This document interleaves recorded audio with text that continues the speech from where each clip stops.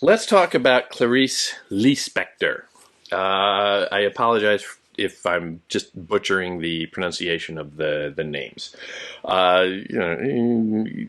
Pronunciations. What are you going to do? All right. She is a Brazilian author, but she is also an exile, a refugee, if you will. She was born in a Ukrainian shtetl, which is a peasant village essentially, as Chaya Pinkasivna Lispector. She is Jewish, very, very poor, and subject to, her family was subject to great violence in the Eastern Europe of that time. She was born in 1920. The Russian military were engaging in what is known as pogroms, essentially terrorist raids, government sanctioned terrorist raids on these villages. When they left, when the author was still an infant, basically, they had to flee Eastern Europe altogether, and they went to, well, Brazil. They lived in Brazil in, again, kind of abject poverty for a long time, but like many immigrants before them and since, they worked really hard and they were able to develop a pretty nice little middle class life. Never wealthy, but Lee Spector was educated and had a claim to middle class respectability of a sort, largely because of the fact that she did so well in school and with her education. Her mother died when she was like 9 or 10, living in Brazil, and some have said she died of syphilis contracted by the serial rape by Russian soldiers, which is just horrifying. And when you think of, okay, that's obviously really bad, but think also of the perception of an 8 or 9 year old girl watching this. Not necessarily the rape, but seeing the effects. And at the cusp of adolescence, too, when she herself was about to become a woman at like 10 years old. Just think what that does psychologically. But started college, and when she was 20, roughly, she published her first story in a magazine called Triumph. Interesting title, let's just say, for somebody who has led the life that she had. But even that triumph in itself was counteracted by another tragedy, because that same year her father died, leaving her largely alone. She wrote all through college, developing this. She had a number of magazines and newspapers in which she could publish. She came out with her first novel upon graduation, called Near to the Wild Heart. I'm not going to try and pronounce the original title in Portuguese or in Brazilian Portuguese, but it was very successful. It is a very vivid psychological journey through this one woman's life crisis. It's a kind of a love triangle story. One woman who is feeling caught in a life and of bourgeois values, and she's struggling for some meaning in it all. Throughout, she weaves in a way that's remarkably, I would say, remarkably not pedantic or annoying. She weaves in her interest in and concern with the philosophies of Baruch Spinoza, the prominent Enlightenment philosopher, Jewish Enlightenment philosopher. So the element of Jewishness is always bubbling on underneath her work. She's not necessarily writing about being Jewish, but there is always an element operating within there. But that novel was a huge success. And from there, she is essentially elevated to a kind of literary elite in the South American continent. At a time that was really when South America was essentially coming on the map, on the global literary map. The literary culture in that country at the time was relatively small and controlled. And she, as a woman, very remarkably, was inaugurated into that so young, but because of her youth, she was able to have the next the next 35 years, I think. She died fairly young of ovarian cancer. The next 35 years of her life as a successful novelist within a period of great interest in and worldwide success of South American, Latin American literature. Throughout this time, also, she was developing a nice little life for herself beyond that. She got married. She left Brazil with her new husband. Her husband was a diplomat. He worked in foreign relations for Brazil. And she lived all over Europe and settled for really, she hopscotched around Europe a little bit, but then settled really in Washington, D.C., Chevy Chase, Maryland, technically a suburb, a leafy upper middle class suburb of Washington, D.C., and lived the life of a diplomat's wife while she was writing on the side. And you think about the politeness and the tea parties and the cocktail parties that are part and parcel of the way diplomacy is practiced around the world, and she going as a kind of appendage of her husband to all of these functions, always being polite, always being well dressed, always representing her nation herself in its most respectable way. And feeling the weight of that, the burden of that, the formality of that. But at the same time, she was out there having these wild flights of fancy into literature, and it's just a remarkable character to follow. Whether you read or like her work, her writing or not, it's just a really interesting life. Throughout, she is developing as she is publishing very regularly. As she publishes like 10 novels, she writes a lot of stories. She writes children's literature. She's a very active journalist. She is prolific. Critics celebrate her pretty much from the start with Near to the Wild Heart as one of the great figures of high modernism at first, and increasingly a kind of a postmodernism throughout. The comparisons to figures like Virginia Woolf and James Joyce start bubbling up very early, even though she claimed that she had never read Joyce when she first got started writing. But the celebrity aspect of her career was almost a trap for her, because she was famous as a writer, but that element of, well, are you famous for the character that you are, for your personality, for your celebrity status, or is the focus more on the writing itself? That was always a little bit of a double bind for her.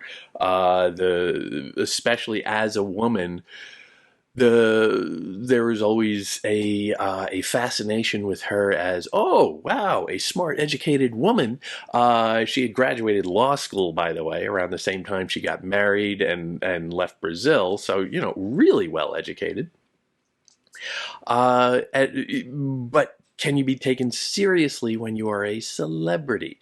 And the fact that she was also a rather extraordinarily attractive woman, physically very beautiful, sort of sucked away some of that legitimacy. She did not look like, let's say, Gertrude Stein as a literary celebrity. She looked good on a magazine cover.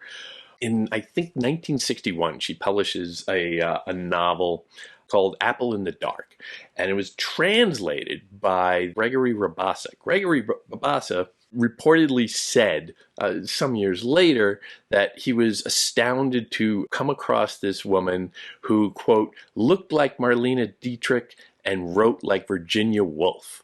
That looked like Marlene Dietrich thing is what always irked her, and it's comments like those that reportedly really got under her skin. But at the same time, you can't lose sight of the fact that this is Gregory Rabassa saying this, and Gregory Rabassa is not nobody. Gregory Rabassa was the premier translator of Latin American literature in the second half of the 20th century. He brought the English-speaking world, at least, Garcia Marquez, Mario Vargas Llosa, all of these giants of the so-called Latin American explosion, the magical realism school primarily within that of the 50s, 60s, and 70s primarily.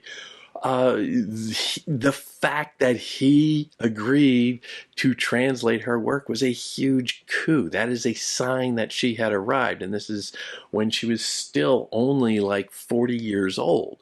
So that is significant. That is a sign that she was someone to take very seriously, whether or not there was something vaguely sexist about how seriously this one figure was taking her, or the public at large, let's say. Again, that sexuality or that sexist element of looking like Marlene Dietrich. Well, what does it matter how she looks? Well, if you're going to be famous, good-looking people sometimes have a bit of an edge. If you're going to go out there and be a famous novelist, selling books, it's good to promote those books, and you promote those books by going in public media.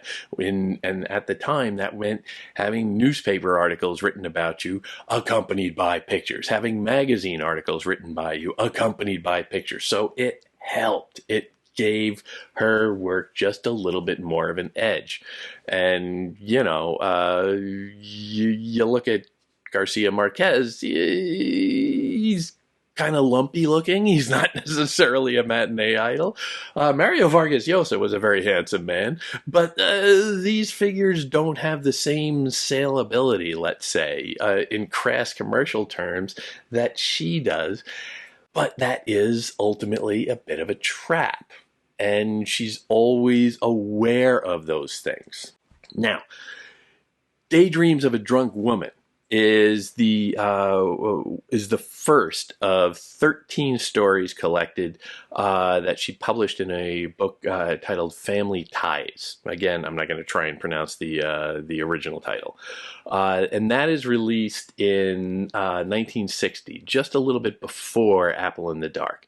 And it is also soon after she divorced her husband and moved back to Rio de Janeiro after essentially 15 years living abroad. So understand also the exilic nature of this, her quality of being in exile. She was a poor Jewish girl living in Eastern Europe, dominated by Russia after World War I. And obviously, they were hounded out of there. They were refugees, so they went to South America. When they landed in Brazil, they were essentially living in a small Jewish community there. Again, deeply poor, deeply isolated, probably pretty persecuted again. Not as explicitly as the pogroms, but again, a kind of exile from the broader culture. Then she comes in and she is celebrated as this great artist in a rising middle class of Rio, but she is still on the inside feeling like, well, I'm just the poor Jewish kid from the slums. I'm not really one of you again. And then she goes abroad and she is living in different countries again, very different from her own, as if she has an own country at this point. She adopts Brazil pretty thoroughly, but always there is this outsider quality to her. Always there is this consciousness that she doesn't quite fit in. And so these realities come through in her work in a very sharp and painful way often, but it also gives an awareness of the artificiality of all those distinctions, the artificiality of identity itself, the artificiality of so many hierarchies and so many perspectives in life that are just ridiculous. And she does have a really quite sharp sense of humor throughout, and you can be confused by her writing, but you have to give yourself over to it from time to time in order to get the humor and in order to really appreciate exactly what she's trying to say, even if you don't fully understand it.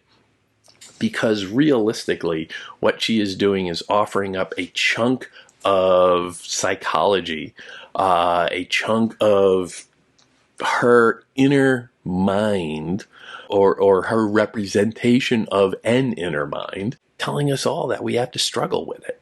This is not unlike meeting anybody in the real world. This is not unlike dealing with people in a complicated world. We don't come to meet people and get full dossiers explaining everything about them. We don't have that kind of objectivity in most life. Ironically, in diplomacy, you very frequently, before you meet somebody, you get a full dossier about them. But even then, you have to listen to them and strive to get to know them on different levels and weed through all of the, data that you've been fed. And so reading her is a kind of challenge. I think that's fair to say, but it's an adventure as well, because you read something like this as you would meet a person just walking out of a crowd. And you have to deal with their idiosyncrasies, and you have to deal with their sometimes confused ability to communicate. And it can be frustrating, it can be annoying, and I'm not used to reading like this, because when I read something, I do it so that I can get some information out of it, and I can understand where I am at all times, and I don't know where I am with this. And that's, quite frankly, what life is. If your life always presents you with an easy set of distinctions between this, that, and the other thing, then you lead a very charmed life indeed. But if you are like the rest of us, often kind of befuddled by everything that's going on and you can't quite figure it out, well, then this will seem a little bit more familiar. And if you just accept that it is operating on those rules, that is the game that this kind of literature is playing, then it's rewarding. And she is an extraordinary practitioner of this kind of art.